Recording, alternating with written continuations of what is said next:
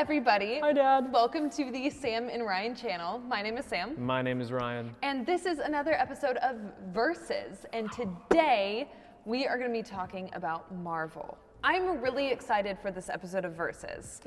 I am the Marvel fan. And I am the Marvel hater. I have my issues, and I can't wait to get into them. It's going to be fun. So, as always, we have a bowl of questions in front of us that we will both answer. Let the debate begin. Let it begin. I wore a blazer for this, so. Starting it out, just calling me out right away. Have you seen all of the Marvel Cinematic Universe?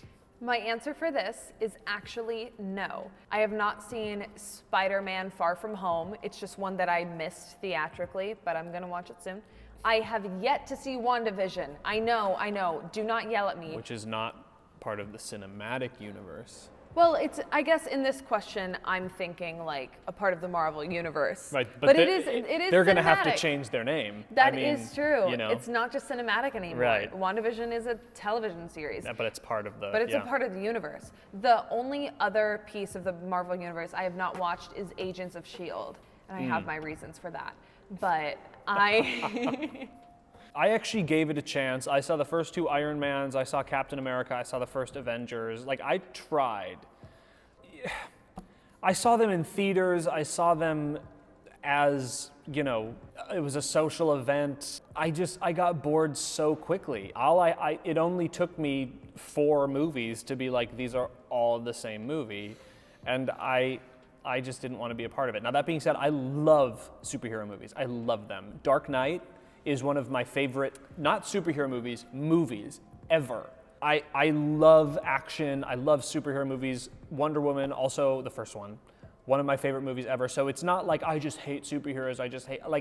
It feels very formulaic to me, and that bugs me. And we're gonna get more into that. Yeah, but we'll get into that more. But I have a follow-up question. Do you think you really gave them a chance when you saw them in theaters? Like, yes, I do think they're right up my alley. I love fantasy. I love superpowers. I love, they're right up my alley. And I enjoyed myself, but I couldn't get past, they're all just so similar to each other. It's so interesting because I think how that works for me is I can definitely see some of the superhero formula of the movie of plot-wise. One of the reasons why I think that works for people who like them is I always know I will enjoy a Marvel movie. I can kind of tell sometimes where it's going, but then the writing is enjoyable for me. Sometimes they do hit you with really fun plot twists. It's characters that you really care about, and it's a bigger universe. But so it's fun to see how it all unfolds. And I know sometimes it may feel like, oh, this movie is just you know what's gonna happen,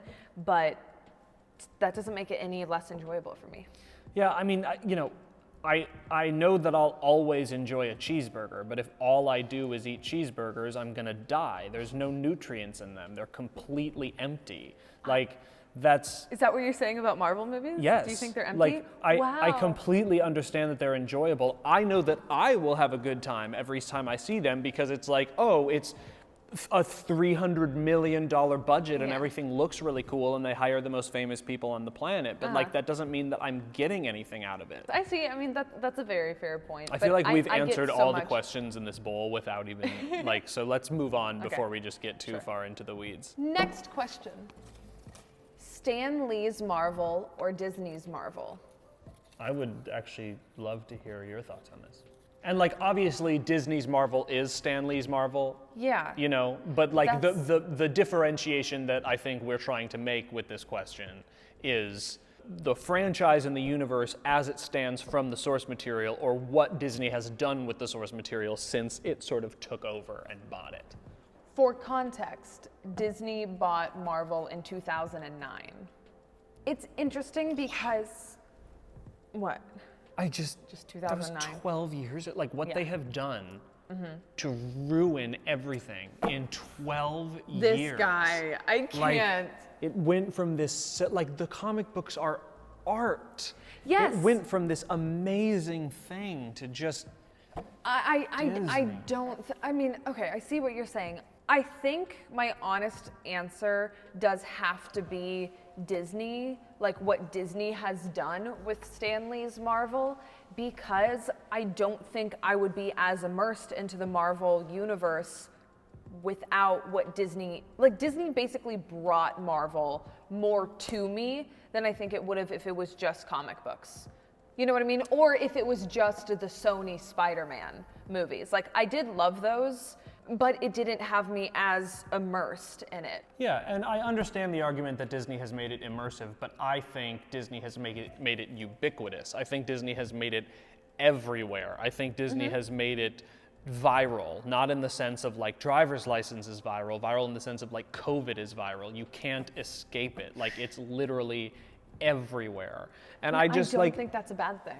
It's the dichotomy between art and commerce for me. I think there is such thing as too much of a good thing. Just Disney's insistence on like owning the whole thing and spreading it so thin and so far. I get that to them it's expanding their surface area, but it just annoys me. No, it matches, like, in the Marvel Cinematic Universe is in line with Stan Lee's Marvel Universe within the comics. So what Disney is doing is just bringing those to life and pushing them to an even further audience.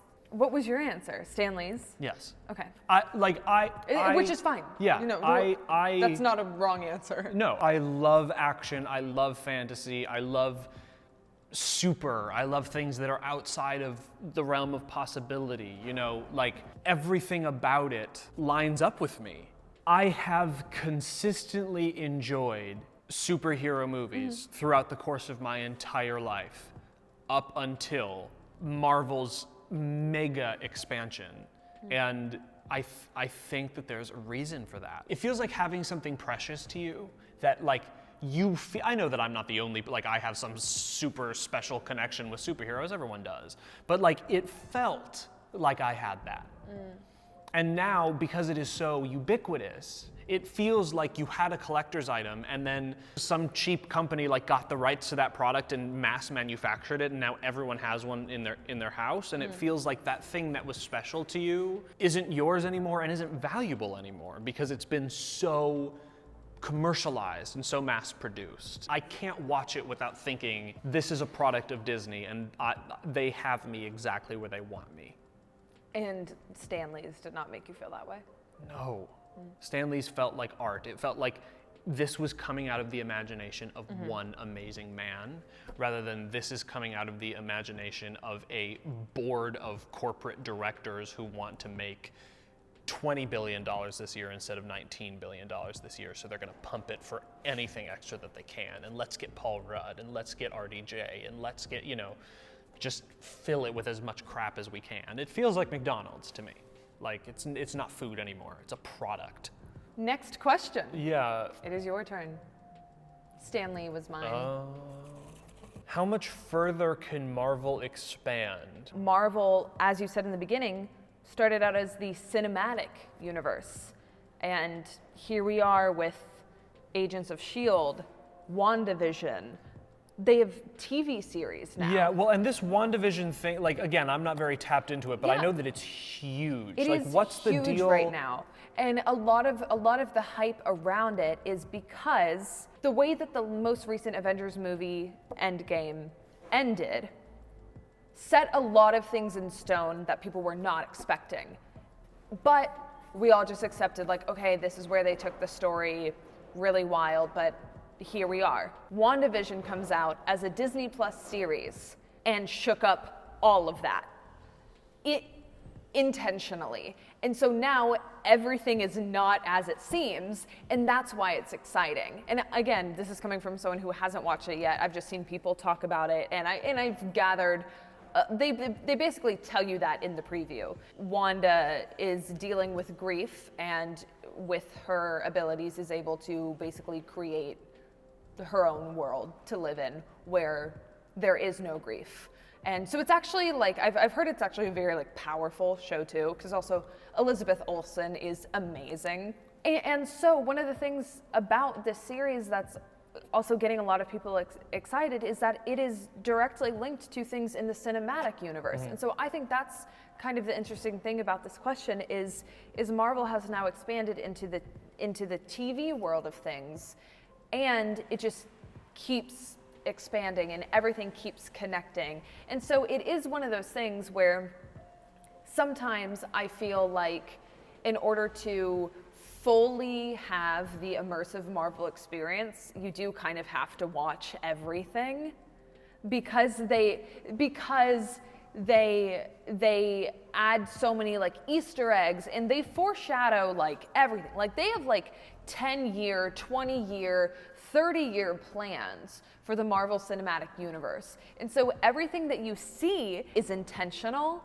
And that's why I think you can watch Marvel movies over and over again and catch all of the Easter eggs and dive into the lore like behind everything in the movies and see how it's all intertwined and connected. Yeah, but again, you're making it seem like good on Disney for coming up with all that. This is the point that I refrained from making that now I want to make is I get that if you're a fan that's really exciting because you have infinite content to watch. Yeah. But from that outside, it feels like consumerist prison.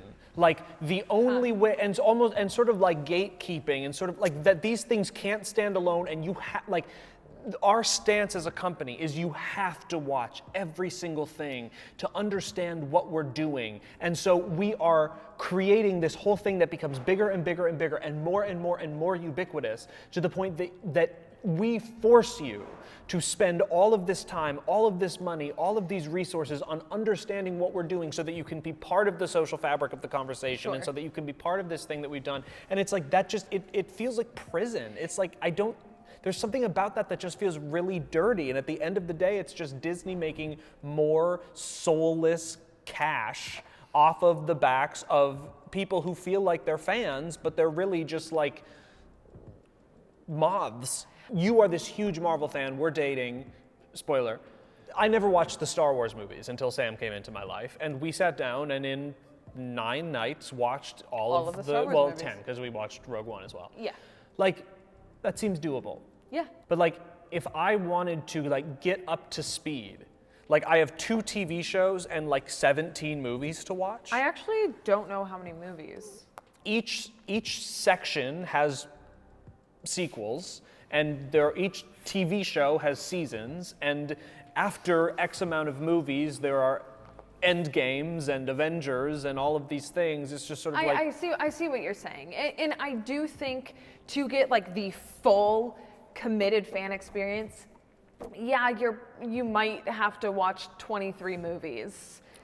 Is that how many there are? So technically there are 23 movies in the Marvel Cinematic Universe. You don't have to watch all of those to understand everything though. I do think they still do a good job of making movies that like a father can go see with his daughter, that like the daughter just really wants to go see and the dad can still watch it, be entertained by it, enjoy it, and like might not get every little thing, but you can still enjoy it and then become a fan. So the question was, how far can Marvel expand?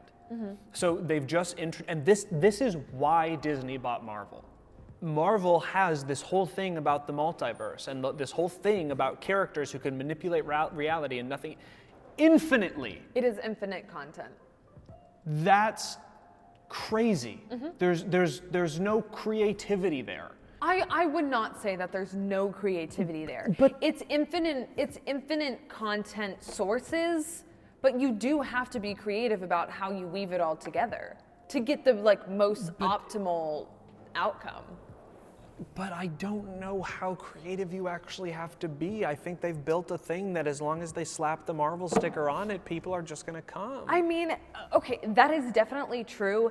And I'm sorry, but like I feel like you do need to see more of them to understand those moments when it all comes together. I guarantee you that I would find those dynamic and exciting and enticing, and I'm sure I would geek out about it more than anything. But I just don't think I can remove the capitalist cash grab. It's just, to me, it's like one of the Marvel universe, because it's not even cinematic anymore, is like just the most American thing I can possibly think of. Oof, Next question. It's you. Okay. We're gonna break up. Are we? I don't know. You just seem so mad at me for having opinions. I feel, no, I don't, I'm not mad at you. Like, I understand your opinions, but I also feel like you should let go of them and watch all 23 movies with me. Who has time for that? I don't even have time to watch WandaVision, but I'm going to. Because you have to. Because you want to be a Because part I of it. want to. Right. Because they've made you want to. Like you have to sacrifice hours of sleep or hours of work. What? I mean, just this next question is exactly what we've been talking about. Ready? Is what Disney is doing with the Marvel Universe a positive or a negative? You think it's a negative because you think it's ruthless capitalism, and I think it's a positive because I think it is expanding and pushing Stan Lee's dreams beyond boundaries that no longer exist. But the biggest winner from Beauty and the Beast, even though Disney probably made a lot of money on that, the biggest winner from Beauty and the Beast was like the magic and the enchantment and all of that, like how it affected people. The biggest winner from Marvel is Disney's purse. Because like Belle is just an ordinary woman that an extraordinary thing happens to. It's not. And then, but at the end, Samuel Jackson shows up and tells her why she's related to Ariel. So now I have to watch Little Mermaid, and oh my goodness, okay. Little Mermaid can manipulate reality, and Ursula is actually the god of all things. So here comes, Tiana, because Tiana's the only person who has the hammer who can beat Ursula. It's like, I can just watch it as a standalone thing and be like, wow. Like, great, that was a beginning, middle, and end of a story. Like, I think Marvel is a positive for Disney's bank account, and I think that's all they care about. I'm getting so worked up about this. I see your point, and like, does Marvel make Disney so much money? Yes. Is that an incentive? Is that why they purchased it, for the infinite content? Of course. However, I think what they have done with it is still a positive. I think it's a positive for the consumer, for the fan, who wants to be immersed into this universe. You have not watched the movies. You don't have to be immersed in it. I'm a fan, and I am choosing to be immersed. So now that you've made that choice, you have to be. Otherwise, they leave you behind. Because on so many platforms, they have so much content that if you take a break, you miss, like right now you have to stay off the internet, because if you see anything about WandaVision, you hear spoilers, and that's gonna ruin your movie watching experience, your TV watching experience, everything. Like that's crazy. It's prison. But the feeling of being on the inside of that, though, right, is so exhilarating. I don't even remember who's. I think it's my turn. Yeah. I still love you, by the way. Of course. Okay, cool. Okay, a lighter one for change. DC or Marvel? Now, my answer is Marvel. I think Marvel has better writers. I think Marvel has better directors. Obviously, Marvel has more money. Way more money, yeah. Special effects-wise and everything. So, Marvel, hands down. Wonder Woman is one of my favorite superhero movies. I love what Patty Jenkins did with it. Love Chris Pine, Gal Gadot. Hated the second one. Terrible. DC can just never get it right. They have one great, beautiful thing, Wonder Woman. All they had to do was leave it alone, get the same team of writers, which I don't think they did for the second one. They never know how to leave something that's good on its own alone. They just ruin it. This is tricky. I mean, I like the Marvel superheroes way better. In the superhero realm of things, I think I'm more like anti-Disney than I am anti-Marvel. Yeah, I mean, I think I've heard that point from you. I love Dark Knight and I love Wonder Woman. They're two of my favorite movies, but like DC, the way that they make movies, and they're like, I've seen probably more DC movies than Marvel movies, and they're all awful. All the Superman movies are terrible. Like Suicide Squad, Justice League. Oh my God. I mean, probably Marvel, which I can't even believe it. You didn't win anything. No, I know, but it just feels good to hear you say it. It's for you, Stan. Aw. Your turn. Favorite Marvel superhero? Yeah, my brain, I mean, I have my gut favorite. This isn't like based on powers or like who I think is the strongest or who would win on a one-on-one duel with not Thanos. Strongest, not like best, this just isn't, like, no, yeah. just like my favorite is Captain America. Mm-hmm. I love his character. No, you love Chris Evans. No, I do love Chris Evans. That definitely does a lot for me. Just smiling thinking about him. But Captain America's character, the character growth, but the way that his character and like as a superhero, he always has a moral compass, a very strong one that he sticks to, even when Iron Man and the US government is telling him what is right. He knows what is right to himself and he follows that. Sounds like a Republican. No, he is not. He literally wears the American flag. The American flag doesn't make you Republican. Yeah, it does. That's not what we're talking about today. What's yours? So I'll answer the question via something else. My favorite DC superhero is Batman because like it feels real. Like if you had that much money, I mean, he's basically a government contractor. He's basically a defense contractor, and he just makes like rock out with your soup out like massive weaponry that he personalizes, and so like it feels real. It's just like someone with a lot of money and a lot of like martial arts experience, you know, being a vigilante. And I like the fantasy of like a Superman who's an alien and can just it just has powers, but like there's something cool about like this very much could be real, especially with the advancements of technology over the past few decades. So I feel like the Marvel Batman is Iron Man. Yeah. And I would lean in that direction for the same reason. I will say an honorable mention for me is Black Panther. Like the superhero, but also Chadwick Boseman. Yeah. I love when we get to see a superhero's backstory, you know, or a superhero's rise into being a superhero. Yeah. The Black Panther movie was also just amazing. Final question. Final question. And then we can turn the cameras off and talk about our relationship. Go to some couples counseling. We'll see. Yeah. Go to couples therapy. Oh, lols. I can't believe that we didn't have this conversation before we wrote this question. Iron Man or Captain America? That's so stupid. Well, I wonder what our answers are going to be. I wonder what our answers are going to be. Yeah. Iron Man, Captain America. Yeah. I mean, it would be fascinating for us to watch Civil War together because considering that entire premise for the movie is Disney makes $80 billion? No, it's a conflict splits up the Avengers, and it literally is Iron Man versus Captain America. Wow. They butt heads, and it's a thing. Well, I'll watch all of the movies that preceded, and in 7 to 10 months, we'll watch that together. This guy. Empty, I love you. You too. We will watch some Marvel movies together someday. I don't. But you don't have to watch all of them because I totally understand. Give me your hand still. But I felt like I was promising that I'm going to watch them. I might not. No, it's okay. You might not. But I can still enjoy them on my own. Well, guys, thank you so much for watching this video. Hopefully you enjoyed seeing our little debate about capitalism and Captain America. Guys, as always, be sure to comment. Like and so. Be sure to comment down below any ideas that you guys want to see in a versus episode. And we'll take a peek, see if we want to do them. As always, be sure to like and subscribe. YouTube, and we will see you guys in a future video. Bye, Daddy. Bye, Daddy.